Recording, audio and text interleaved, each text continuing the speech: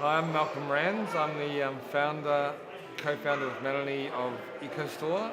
Ecostore got started because I just basically wanted a brand new way of fundraising for a not-for-profit. I was completely unimpressed with how that whole world was going.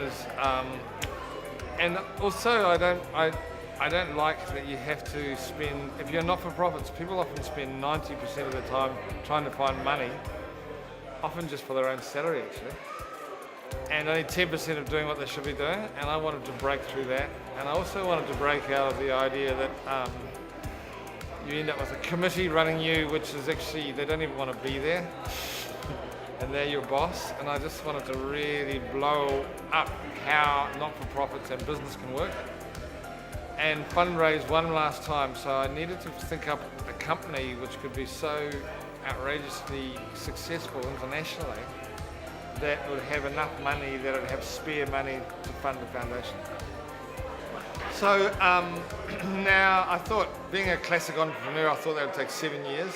Now, 24 years later, I am now full-time in the foundation.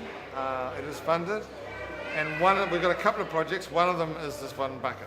And Bucket is all around that New Zealand is the only place on the planet which is land of the birds.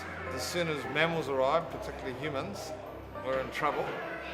And so we have to really work hard to look after our native flora and our native fauna, and the birds and the trees and the plants and the riverways. And there's a lot of wonderful people out there doing it, but they're really hopelessly underfunded. We've also got Department of Conservation, but again underfunded. They're not even looking after a third of the land under them. 2/3 nothing's happening, it's going downhill. There's all the private land, the council land, the iwi land. It's going backwards. So how can we look at that problem?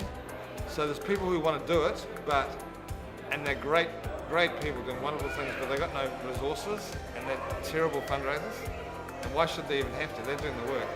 So how do I combine that with people who want to help, have got the money but haven't got the time? And that's what Bucket's around, doing an app on a phone, making it really fun, making it really personal, making it passionate, having special times when it's exciting. So instead of being too worthy and boring, making it really exciting, and connecting people on both sides. It's all about Bucket.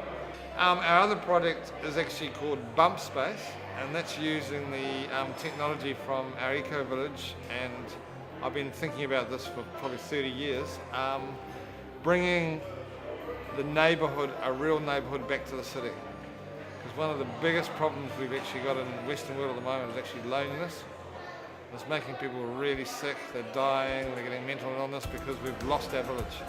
So how can you live in a city, live in an affordable, green home with green space next to it, and also you live in a neighbourhood where you belong? And that's our other project.